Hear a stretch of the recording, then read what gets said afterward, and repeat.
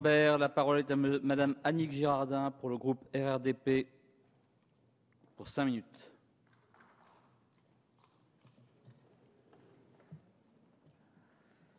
Monsieur le Président, Monsieur le Ministre, mes chers collègues, la vie chère constitue manifestement un frein majeur au développement économique des Outre-mer. Il s'agit d'une réalité incontestable à laquelle ce gouvernement aura eu le grand mérite et le courage de s'attaquer rapidement avec ce projet de loi, prouvant ainsi que les Outre-mer constituent une préoccupation de premier rang pour la nouvelle majorité. Et je veux à nouveau ici féliciter Victorin Lurel pour avoir porté avec ténacité ce texte qui ne fait pas l'unanimité. Cependant, cette réponse urgente, adaptée pour s'attaquer à la problématique de la vie chère dans les DOM, ne l'est pas toujours obligatoirement pour les COM. En effet, à Saint-Martin, Saint-Barthélemy, Saint-Pierre-et-Miquelon, la petite taille qui nous caractérise fait que la question ne se présente pas toujours selon les mêmes termes. Par exemple, la régulation de la concurrence, qui constitue bien un impératif dans les DOM, aura chez nous un impact beaucoup plus limité, car la majeure partie des acteurs économiques d'envergure se trouvent souvent en situation de monopole naturel et inévitable. Aussi, une approche au cas par cas s'imposera.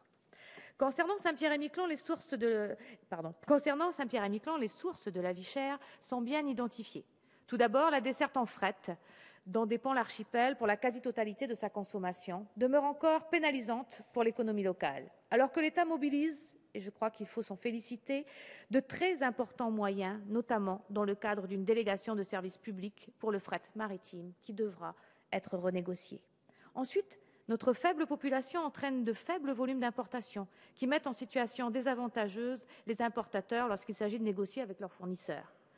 Notre économie est également directement exposée à la fluctuation plutôt défavorable ces dernières années du taux de change entre l'euro et le dollar canadien.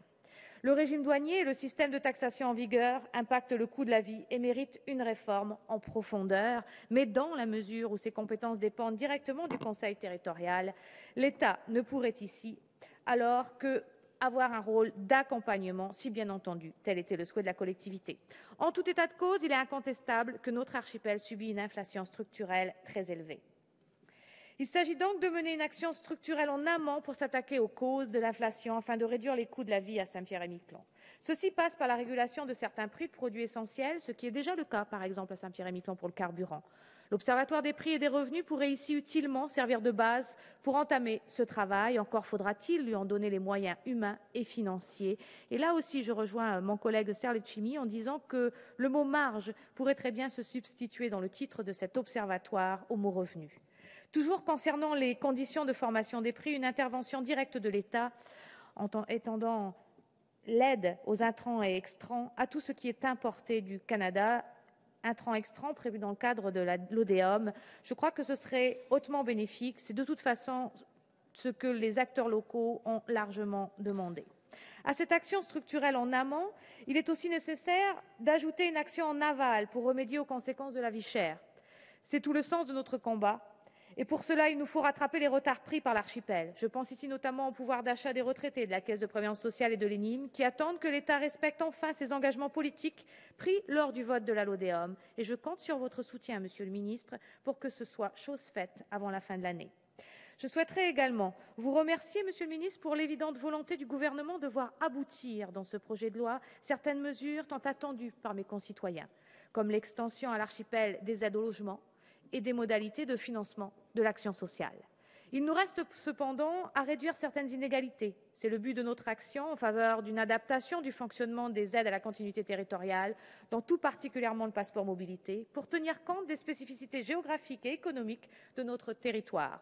Et j'espère, Monsieur le Ministre, que le travail que nous avons entamé ensemble et avec vos services, à l'image de celui qui a été effectué pour les territoires du Pacifique, aboutira bientôt à l'adoption du décret nécessaire. Quant à l'impact climatique, il n'est nullement comparable aux autres DOM ou COM et a des conséquences financières importantes sur le budget des ménages et des entreprises, dont l'illustration la plus parlante est la nécessité spécifique de devoir se chauffer 12 mois sur 12. Cette situation appelle une réponse tout aussi spécifique de la part de l'État. À ce titre, ne pourrait-on pas envisager une pérennisation du dispositif de prime à la cuve qui avait été mis en place il y a quelques années de cela ? Enfin, il est clair qu'une action s'impose afin de clarifier les perceptions que peuvent avoir les différents acteurs, notamment publics, de ce décalage du coût de la vie entre l'archipel et la métropole, qui se situe entre 30 et 60 %. Ceci passe effectivement, comme vous l'avez confirmé en première lecture de ce projet de loi au Sénat, Monsieur le Ministre, par une révision impérative du calcul du PIB ou encore des indicateurs fournis dans le cadre des travaux budgétaires annuels qui laissent apparaître une situation en totale déconnexion avec les réalités économiques du terrain qui ne correspondent en rien au pouvoir d'achat réel des Saint-Pierre-et-Miquelonais dans le contexte spécifique de vie chère que nous venons d'évoquer. En tout état de cause, concernant les collectivités d'outre-mer et tout particulièrement Saint-Pierre-et-Miquelon, il est clair que ce texte, pour nécessaire qu'il soit, ne constitue, comme vous l'avez dit, qu'une première étape et nous avons un chantier qui débute et nous avons 5 ans pour le mener. Pour Saint-Pierre-et-Miquelon, il s'agit surtout du développement des équipements structurants de l'archipel avec notamment l'inévitable remise à niveau des ports et d'autre part l'accompagnement des entreprises et des porteurs de projets, particulièrement dans le secteur de l'économie maritime. C'est à nous aujourd'hui, Monsieur le Ministre, de trouver ensemble les modalités d'une véritable action de fond de l'État pour accompagner de manière efficace les acteurs locaux, j'en termine, Monsieur le Président, et créer les conditions structurelles qui assureront l'avenir de l'archipel et de nos jeunes. Pour conclure, Monsieur le Ministre, encore une fois, merci pour ce premier texte.